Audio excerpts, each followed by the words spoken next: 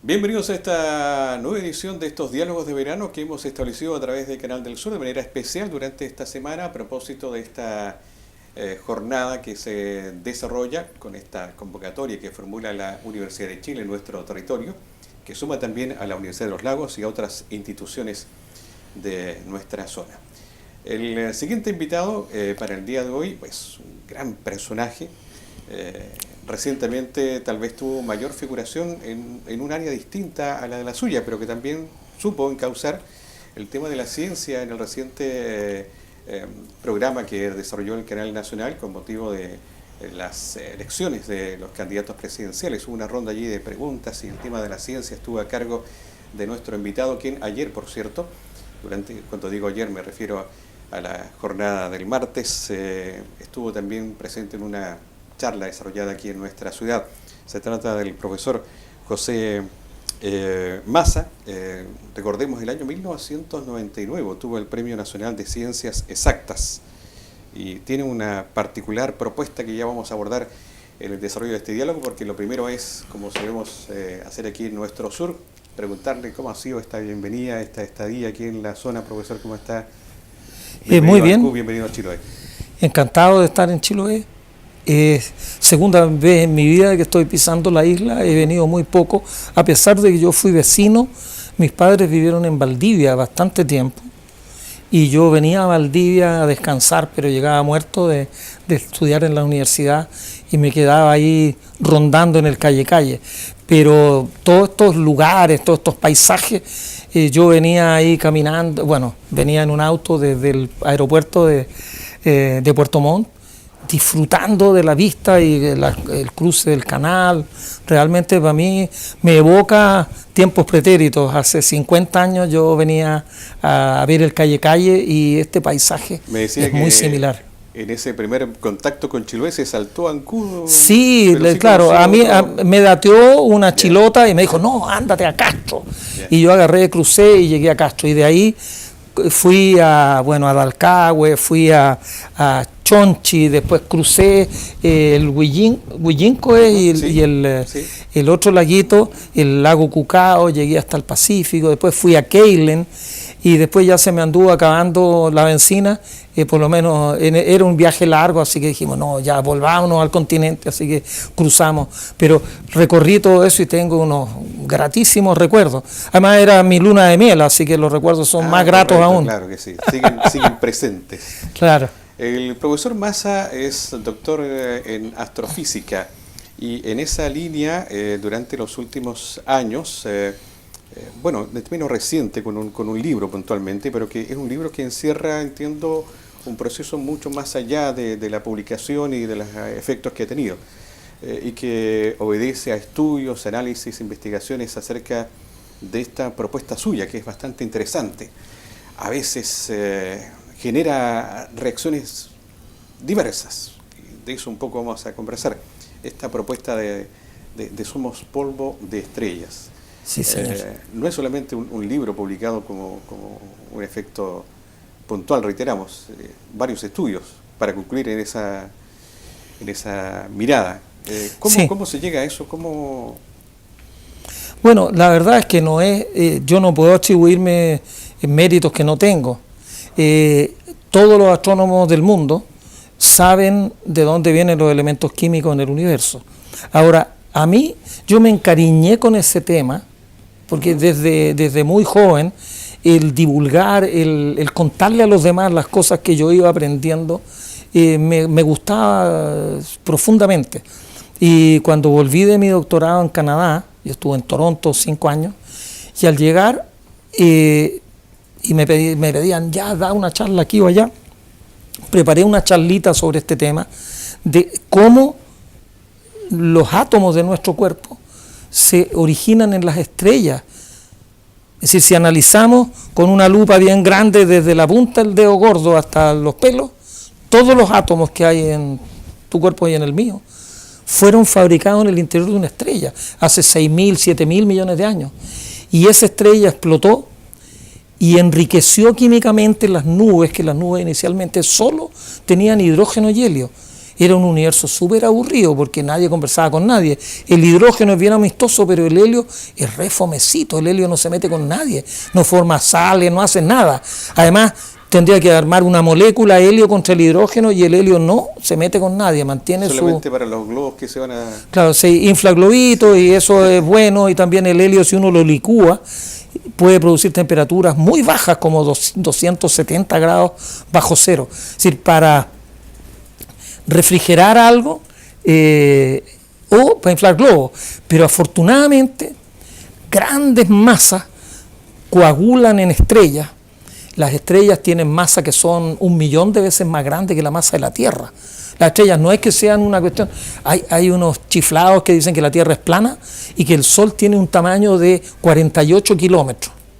Bueno, el Sol tiene un tamaño de 1,5 millones de kilómetros, medido y remedido por astrónomos de todas las nacionalidades y de todos los idiomas, y todos concordamos en que tiene 1,5 millones de kilómetros. Está a 150 millones de kilómetros de distancia. Pero, bueno, en el interior del Sol, la masa es tan grande que a medida que uno va pelándolo como una cebolla, las cáscaras de más adentro soportan la presión de todas las cáscaras de afuera, y en el centro del Sol, la densidad de la materia está tan achoclonada que la densidad es como 150 veces la densidad del agua. 1 centímetro cúbico de agua pesa 1 gramo, o digamos un litro de agua pesa 1 kilo. Bueno, en el centro del Sol, 1 litro del centro del Sol pesaría 150 kilos. Mucho más denso que el plomo, que el metal que uno quiera, pero además tiene una temperatura de 15 millones de grados. Y por la cercanía de todos los átomos y por la velocidad que se mueven, mientras más temperatura, más rápido se mueven las cosas. Al moverse tan rápido, chocan violentamente y producen reacciones nucleares. Entonces, el interior de la estrella, primero, transforma el hidrógeno, que es lo más abundante, porque el helio no se mete en las primeras reacciones nucleares, y se transforma el hidrógeno en helio. Y eso el Sol lo lleva haciendo hace 4.600 millones de años. Esa es la edad del Sol. Solo 4.600 millones de años. El universo nació hace 13.000. El Sol nació en el último tercio de la vida del universo. Ahí nació el Sol. Bueno, el Sol va a vivir 10.000 millones de años. Lleva 4.600, por lo tanto le quedan 5.400 millones de años por vivir. Ese es un plazo ya sí o sí. Sí o sí. Es decir, la Tierra se va a acabar en 5.400 millones de años más. No es para preocuparse, por lo menos en nuestra escala. Claro. Tiene fecha de vencimiento, 5.500 millones de años. Cuando eso ocurra, el núcleo del Sol se va a contraer, y el núcleo del Sol ahí va a ser helio puro, porque ahora es hidrógeno con helio, y va a ser, todo el hidrógeno se va transformado en helio, y ahí se comprime el corazón de la estrella, llega como a 100 millones de grados, llega a densidades de como 1.000 veces más que el agua, y ahí reaccionan 3 átomos de helio, que si 2 átomos de helio se funden en un berilio 8, que automáticamente se separa en una centésima de millonésima de segundo. Pero si en ese intervalo tan chiquitito de tiempo llega un tercer helio, arman un trío, y esos 3 helios forman un átomo de carbono. Cada helio tiene 4 partículas, 3 fundidos forman un átomo de 12 partículas, 6 protones y 6 neutrones. Y esa maravilla es el átomo de carbono. Y eso es lo que va dando el origen en definitiva. Y el carbono está en todas partes de su cuerpo y el mío.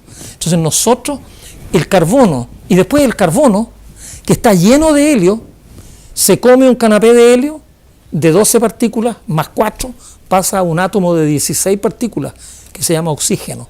El oxígeno tiene 16, 8 protones y 8 neutrones. Entonces el corazón del Sol, en 5.000 millones de años más, va a generar carbono, oxígeno, y entre medio del carbono también se come un par de protones, un par de átomos de hidrógeno. De carbono 12 va a pasar a nitrógeno 14. Entonces forman esta trilogía de harto carbono, un poco de oxígeno y un poco de nitrógeno. Y después la estrella va lanzando esos atomitos para afuera, se forman cadenas de carbono. Después el carbono sí que es amistoso.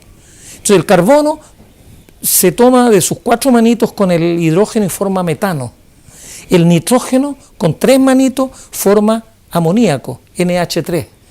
Y el oxígeno se casa con 2 hidrógenos y forma H2O, más conocido como agua. Entonces ahí empieza a haber ya química en el universo. Y cuando la estrella muere, el corazón de la estrella queda con una cosa muy compacta y una parte de lo que formó dentro se va al espacio. Entonces se va enriqueciendo químicamente el espacio, que tiene nubes, y por 9.000 millones de años este proceso de estrellas que nacen, viven, botan algunos de sus productos, enriquecen el medio, se forman nuevas estrellas que nacen, viven y mueren, y otras estrellas, y después de 9.000 millones de años, ahí recién se formó el Sol y la Tierra. Entonces nosotros estamos usando los átomos que nos proporcionaron las estrellas, somos hijos de las estrellas. Pero bajo esta mirada, no solamente nosotros, porque absolutamente todo. El curanto que nos comemos, las lechugas, los tomates, el limoncito, todos son hijos de las estrellas. Pero también me refería al tema del universo, porque claro, no solamente esto se vino puntualmente a desarrollar aquí en nuestro planeta, ¿entiendes? Puede esta misma mirada, de esta concepción, por así decirlo, de vida, generarse en cualquier otra parte del universo. Absolutamente. Lo que daría lugar a vida, que es un tema que durante algún tiempo nos ha tenido más que atentos con la presencia de extraterrestres. De hecho, usted ha planteado que somos también extraterrestres. Claro, bueno, somos de la cabeza a los pies extraterrestres. Todos venimos de fuera de la Tierra. No hay nadie que sea terrestre, porque los átomos vienen de allá. Así que nosotros... Ahora, claro, uno puede decir, mire, el universo tiene casi 14.000 millones de años. En la primera mitad de la vida del universo, las estrellas que se formaron no tenían suficientes elementos químicos, no había suficiente aliño en esta sopa de hidrógeno con helio. Los planetas deben de haber sido de puro gas, y entonces en esos planetas no se podía formar vida, porque con puro hidrógeno y helio no hay nada que hacer. Pero en la segunda mitad de la vida del universo, los últimos 7.000 millones de años, se han formado tal vez la mitad de las estrellas del universo, y en esa mitad sí que pueden haber planetas muy parecidos a la Tierra, que estén justo a la distancia adecuada de la estrella, ni tan cerca para estar calientes, muy calientes, ni tan lejos para estar muy frío. Júpiter tiene 150 grados bajo cero, Saturno tiene 180 grados bajo cero. Entonces por ahí hasta las ideas están congeladas. Y para el otro lado, Mercurio y Venus están demasiado calientes. En el sistema solar, los únicos dos que están más o menos a buena distancia son la Tierra y Marte. Marte está un poquito muy frío y perdió la atmósfera, y eso es bastante malo. Así que vida en Marte puede haber habido hace 1.000 millones de años. Yo creo que si uno va con una retroexcavadora, uno que están dando de baja ahora, uno va con la retroexcavadora en Marte y podría encontrar huesitos de dinosaurios o podría encontrar conchitas marinas. Yo creo que se van a encontrar fósiles en Marte, de vida pretérita. Yo creo que puede haber, en una de estas nunca hubo vida en Marte, tampoco lo sé, pero en nuestra galaxia hay 200.000 millones de estrellas. Entonces dejémoslo en 100.000 millones de estrellas que tendrían las condiciones para tener planetas como la Tierra. Sí. Y en 100.000 millones de planetas, en cada estrella hay 6 o 8 planetas. Nosotros tenemos 8. Y por lo menos uno, el nuestro, está justo a la distancia. Hay uno que está justo a la distancia. Hay, por lo tanto, 100.000 millones de planetas. ¿Es este el único donde se formó vida? Yo creo que no. Pero hay una mirada en función de eso, porque claro, la astrofísica nos permite un poco dimensionar que estamos a distancias siderales, se habla de años luz, enorme, sí. Entonces no tendría mucha razón de que estas lucecitas o objetos que de pronto vemos sean solamente eso, una manifestación, y no de alguien que viene viajando por cientos de millones de años luz a dejar solamente una luz. No tendría lógica. No tiene ninguna lógica. Los ovnis, yo encuentro, las escuelas de marketing deberían estudiar el fenómeno ovni. Pero el fenómeno ovni es fantástico. Se basa en que alguna gente ha visto luces en el cielo, y de ahí deben haber fumado algo que debería ser ilegal. Inventaron que era un platillo volador y que tenía ventanas, y que dentro de las ventanas se veían unos hombrecitos que miraban. Y después, cuando el platillo volador, algunos ya que habían fumado más de la cuenta, lo estacionaron, bajaron unos hombrecitos verdes de como 2 metros de altura y que tenían una voz ronca, y que los invitaron a subir a la nave. Pero de eso no hay ni una evidencia, cero. Es más real el caleuche de esta zona que los ovnis. A propósito de esta zona, lo quiero llevar a otro tema, porque si bien es cierto, la ciencia tiene esta mirada para con este fenómeno, como se denomina al de los ovnis, estamos en un territorio, Chiloé, que está lleno también de sus particularidades, su mística, sus creencias. Es una zona que tiene cerca de 500 años de evangelización y donde el tema de la fe, de la creencia, un poco se separa de esta mirada de la formación de vida de la ciencia. ¿Cómo conviven ambos temas, profesor? Me imagino que ya en alguna ocasión también se ha hecho esta mirada. Se la hago puntualmente porque estamos en este territorio donde, reitero, este tema de la creencia, de la fe, de la religiosidad tiene un valor importante. Sí, bueno, esa pregunta me la han hecho muchas veces y antiguamente trataba de escabullir la respuesta más que la escabullo ahora. Así que yo creo que todas las creencias son re bonitas para la tarde, para la noche, para los fines de semana. Yo no me meto con la vida particular de nadie, pero yo creo que de lunes a viernes, si es que los que creen que existe Dios, si Dios nos dio cabeza, es para que la usemos. Entonces el pensamiento racional de que 2 más 2 son siempre 4 y que 7 por 7 son siempre 49, yo creo que debe prevalecer. Porque si no, yo creo que 7 por 7 debe ser menor que 100. ¿Cómo? No, es decir, 7 por 7 son siempre 49, no son ni 48 ni 50. Entonces yo creo que está bien tener creencias, pero otra cosa es que uno crea que las creencias tienen consecuencias en la vida cotidiana, en la vida práctica. Yo, la verdad, debo reconocer, yo soy ateo, gracias a Dios, como diría mi abuela, que decía gracias a Dios por todo, yo soy ateo, gracias a Dios, pero a mí de repente me desconcierta cuando alguna gente dice que, bueno, aquí me estoy metiendo la pata a los caballos, pero no sé, pues si uno de mis hijos se enferma y yo me encomiendo que Dios me lo sane, bueno, si Dios lo puede todo, también Dios me lo enfermó. Y bueno, y si a mi hijo lo opera un médico, bueno, yo no entiendo por qué voy a pagar una manda a la Virgen si tendría que hacerle la manda al médico. Sin el médico a lo mejor mi hijo se hubiera muerto. Entonces, no sé, yo soy hiperracionalista. Ahora, no significa que uno también tiene su corazoncito, y yo creo que lo que uno puede creer adentro de su corazoncito es tan válido. Yo de lunes a viernes tengo que usar el mate, pero también tengo mi corazoncito, y mis dolores, y mis amores, y mis angustias, yo las puedo manejar los puedo vestir con una serie de creencias que son totalmente legítimas. La ciencia no va en contra de lo que uno cree. La ciencia es como un tablero de ajedrez. El tablero de ajedrez no significa que nosotros no podamos jugar al naipe o que no podamos jugar a la chiflota, pero en el tablero de ajedrez uno tiene que respetar que el caballo da 2 pasitos para allá y 1 para el lado, o que los alfiles se mueven por las diagonales. Bueno, la ciencia es como el ajedrez, tiene poquitas reglas, pero que la sigue todo el mundo y que es un proceso acumulativo de conocimiento. En las creencias, cada pueblo, cada pequeña tribu tiene sus propias creencias y es imposible compatibilizarlas. No se hace una reunión mundial para ver con qué creencia nos quedamos, no, cada lugar tiene la suya y está muy bien que lo sea. Y que se respeta, por supuesto. Claro. Sí. Pero una cuestión es tener creencia o ser, si yo puedo ser del Colo-Colo, de la Chile y ir el domingo al estadio, no soy de ninguno de los dos en realidad, pero un astrónomo puede ser colocolino o de la Chile o de la Católica y su astronomía es igual de respetable. En el divertimento, en su vida privada, uno puede hacer lo que quiera. Colegas míos son de una religiosidad incluso hasta profunda, diría yo, y otros colegas son más bien ateos. Pero no hay una incompatibilidad entre ciencia y religión, salvo cuando alguna gente quiere todavía sacar conclusiones científicas a partir de escritos místicos donde no corresponde. Hay un grupo que está diciendo que la Tierra es plana, los tierraplanistas, y que estamos equivocados al pensar que la Tierra es un globo. De hecho, se hizo una concepción diferente del...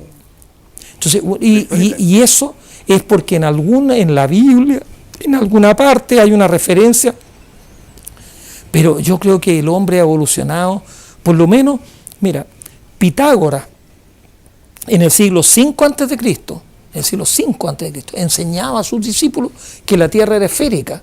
Y Aristóteles, en el siglo IV, escribe, porque Pitágoras no escribía nada, decía que el conocimiento era para unos pocos iluminados. El resto de la chusma no le daba a él el conocimiento porque no entendía. Era bastante clasista en ese sentido Pitágoras. Pero Aristóteles lo escribió, y todos los argumentos de Aristóteles son argumentos muy sensatos. Aristóteles dice, por ejemplo, en un eclipse de luna, la luna siempre es ocultada por una sombra de la Tierra que tiene una trayectoria curva. Se mete en una curva y ahí, hasta que se oscurece totalmente, y cuando sale también queda una curva por el otro lado. Bueno, y Aristóteles dice, si la Tierra no fuera esférica, de repente la sombra debería ser rectilínea. No hay sombras rectilíneas en las cuales se meta la luna. Y dice, la estrella polar, Aristóteles era del norte, se ve más alta mientras más al norte de Europa nos vamos, y se ve más baja en el horizonte si nos vamos a Egipto.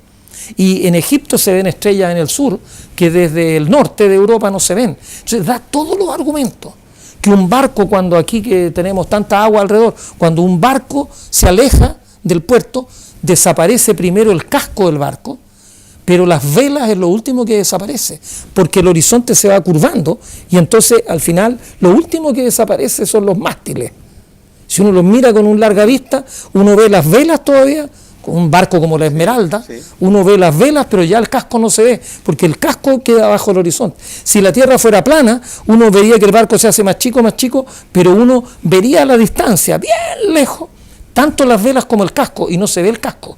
Entonces, bueno, si eso lo pensaron hace 24 siglos, y Eratóstenes en el siglo III midió el radio de la Tierra, y lo dijo, este es el radio de la Tierra. El radio de la Tierra es tal que el perímetro terrestre son 40.000 kilómetros, lo dice Eratóstenes hace 2.300 años, y sin embargo hay algunos que dicen que la Tierra es plana. Entonces, yo creo que hasta Darwin se está dando vuelta en su tumba, porque esto es una... ahora venimos del mono, del árbol, nos bajamos y empezamos a caminar en dos patas, y ahora estamos yendo para el gorila y el chimpancé de nuevo, po. Entonces, claro, si uno empieza a decir, no, el trauco existe, el caleuche existe, la Tierra es plana, entonces yo creo que en el siglo XXIII vamos a estar en una caverna, po. Concluyo que nos falta más ciencia en esta sociedad. Mucho más ciencia, mucho, pero más ciencia cotidiana. Yo quiero que sepa ciencia todo el mundo. Yo no quiero ciencia para los científicos, no. Si la ciencia es una cosa que debería permear la cultura.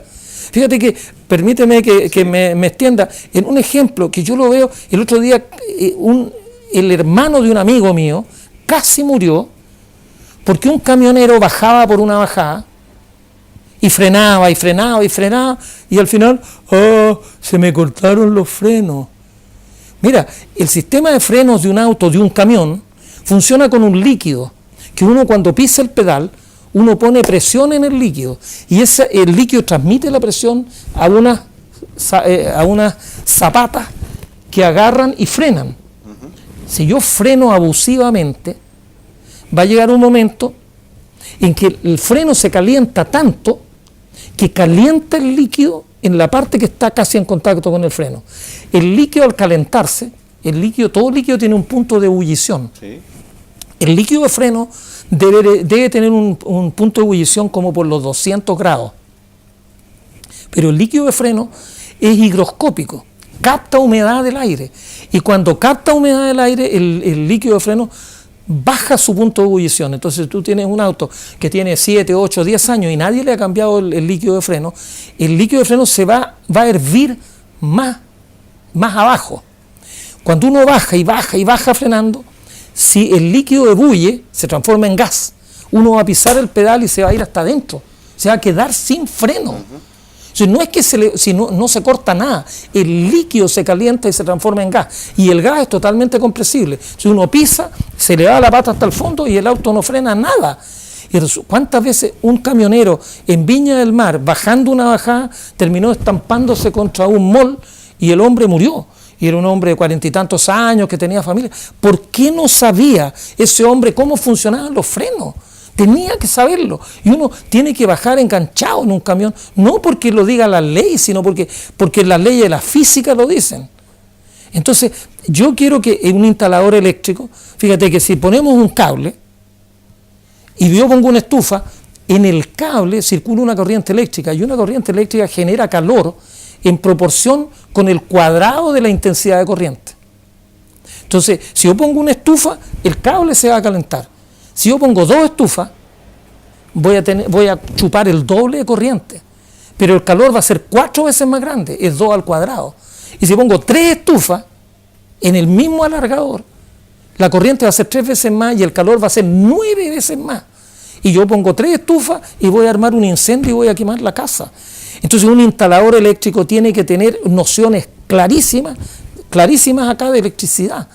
Porque si no, si pongamos un cable aquí, además el grosor del cable tiene que ver con los amperes que uno va a necesitar en ese cable. Si uno va a sacarle 15 o 20 amperes a un cable, tiene que poner un cable de 2,5 o 3 milímetros. Yo no soy instalador eléctrico, así que a lo mejor, pero un cable más delgado, de 1 milímetro de espesor, con una corriente de 10 amperes en forma continua, se va a calentar, va a fundir esto y a lo mejor va a producir un incendio. ¿Cuánta gente muere en Chile por un problema eléctrico de instalación? Y aquí que las casas son de madera principalmente. Entonces yo quiero que el instalador eléctrico, que el gaffiter, que el albañil sepan nociones claras de física. Cuando se origina este programa de Televisión Nacional y usted es invitado a plantear interrogantes a los candidatos, fue insistente en ese tema acerca de cómo se hace ciencia. Bueno, usted la hace ciencia fácil, entendible para todos los que no tenemos obviamente esa formación. Y no hubo respuesta satisfactoria, lo que quiere decir de que nos vamos a mantener así al menos un buen tiempo. Ahora, ¿cómo se germina esa propuesta en función de las nuevas tecnologías? Que es un tema que va distinto a los gobiernos de turno, a los modelos, porque los chicos hoy día tienen la posibilidad, entre comillas, de acceder a más información. De hecho, la televisión, tal vez no en el país, pero sí de cable, permite generar espacios donde se habla de ciencia fácil. Incluso hay un programa que yo veo que se llama Lo absurdo de la ciencia, que es bastante didáctico y que nos permite, en cierta medida, también asimilar estos temas. ¿Cuál es la propuesta suya en función de eso, profesor? Yo la verdad es que no he llegado tan lejos de tener propuestas, porque no soy candidato a ninguna cosa. Yo a lo más constato... Pero ¿cómo se instala un modelo que permita desarrollar ciencia? Yo creo que el modelo que se debería instalar en Chile, que fue un poco lo que yo quise preguntarle a todos los candidatos, se lo pregunté por ahí. Yo creo que la educación es la palanca del desarrollo. Yo lo he dicho varias veces y te lo repito aquí.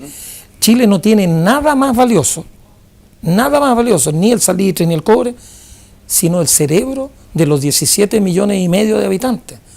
Tenemos que cultivar el cerebro de los 17,5 millones de chilenos.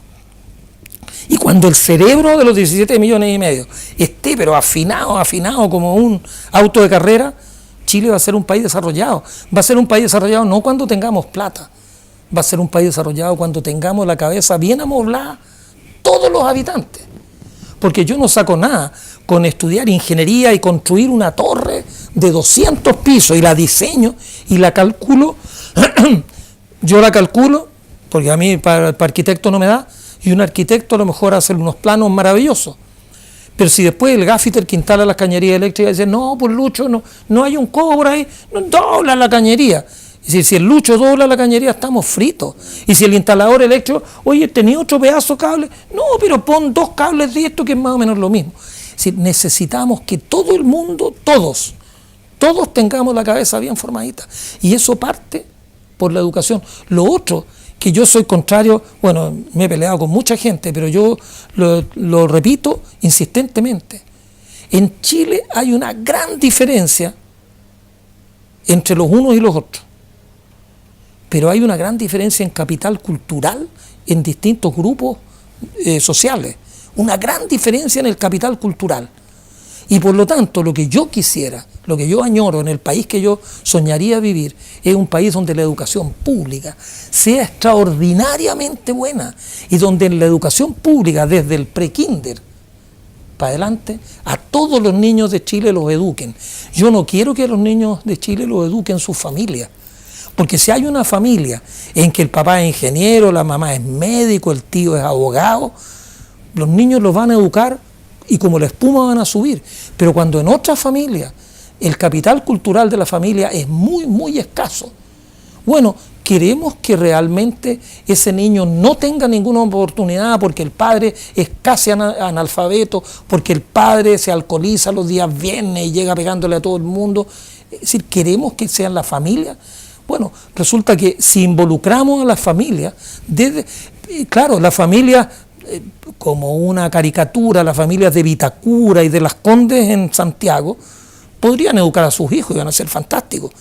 Pero queremos que eso sea transversal. Entonces, si lo hacemos así, como lo ha dicho algunos ministros de educación incluso, que quiere involucrar a la familia, cuando el papá está en Colina 1 hace 5 años y la mamá casi se la llevaron a la correccional de mujeres, queremos que esa familia también, queremos decirle, mira, tú niñito naciste en este hogar y desde ahora te digo que no tenés ni una oportunidad.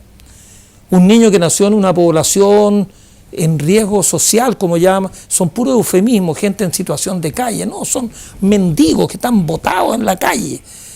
Pero todo se le pone una palabra que lo endulza un poquitito, ¿no? En poblaciones en riesgo social, no, son poblaciones pobres, que las casas no tienen jardín, que al niño le dicen, lea este libro. Y bueno, y el niño ni siquiera ya se molesta con pedirle a la mamá que le compre el libro, porque obviamente que no se lo van a comprar. Y si se lo compraran, el niño no tiene dónde leerlo. ¿Cómo va a llegar al día siguiente a la escuela si el libro no lo puede leer? Si comparte la misma cama con 2 hermanos más. Entonces yo quiero ahí una escuela que cierre a las 10 de la noche y que el niño se pueda quedar en la biblioteca y que ahí en la biblioteca pueda leer y que la profesora le enseñe a todos los niños y que la profesora sea realmente una maestra. Yo me imagino a la Gabriela Mistral clonada en todas las maestras de Chile. Hay un tema que usted planteó también en ese mismo diálogo que a mí me hizo mucho sentido como habitante de este territorio austral, como una galaxia distante de Santiago, y que hacía relación a que se está procurando las poblaciones concentradas del país crezcan y crezcan y crezcan, pero no se pone mirada en estos otros territorios. Hay también un tema, por así decirlo, de astrofísica, de física, en función de cómo está nuestro país desarrollándose. Bueno, eso, Chile, uno de los problemas mentales que tiene Chile, no sé si Chile tenga mente realmente, pero uno de los problemas graves es que hay una idolatría por el mercado. Las catedrales del consumo son los malls. Creo que aquí también tiene usted un ejemplo de un mall, una de estas catedrales del consumo. Pero es que el mercado, si yo quiero producir Super 8, bueno, no Super 8 no, porque eso ya es una marca, pero un calugón especial, ¿dónde pongo la fábrica? Pongo la fábrica en Santiago, porque ahí está el consumo. Yo no quiero poner la fábrica en Chiloé para tener que llevar mis calugas de aquí hasta Santiago. No, pues lo pongo en Santiago. Entonces el mercado me obliga a mí a irme a los lugares más concentrados, pero el Estado es el que tiene que hacer una política territorial y el Estado tiene que decir, mire, el que se establezca en Chiloé por 10 años va a pagar la mitad de los impuestos que paga si está en la región metropolitana. Yo cargaría a la región metropolitana entera con un 20 o un 30% de más impuestos que el país completo, en primer lugar. Y en segundo lugar, aquellas regiones que yo quisiera desarrollar, le pondría por 10 años o por 15 años un impuesto más bajo para que haya un incentivo real para que se pongan fábricas y se hagan instalaciones en provincias. Chile debería tener, yo conozco muy bien España porque por problemas familiares, mis 2 padres españoles, yo hasta tengo nacionalidad española y visito mucho España, pero en España uno puede vivir en Madrid, puede vivir en Barcelona, uno puede estar en Valencia, en Sevilla, en Bilbao, y son ciudades grandes. Bueno, 3 millones o 4 en Madrid, 3 o 4 en Barcelona, 1 y medio en Valencia, en Sevilla, en Málaga. Málaga bordea también 1 millón. Hay muchas ciudades de cerca de 1 millón de habitantes. Acá en Chile está Santiago, la segunda ciudad es esta conurbación de Viña con Valparaíso, que está a 100 kilómetros de Santiago. Concepción, que el Gran Concepción tal vez tenga 1 millón de habitantes, y en el norte Antofagasta. Pero no hay ciudades de 2 millones de habitantes. ¿Por qué no aquí Puerto Montt tiene 1,5 millones, 2 millones de habitantes? Temuco. ¿Por qué no tenemos una diversificación?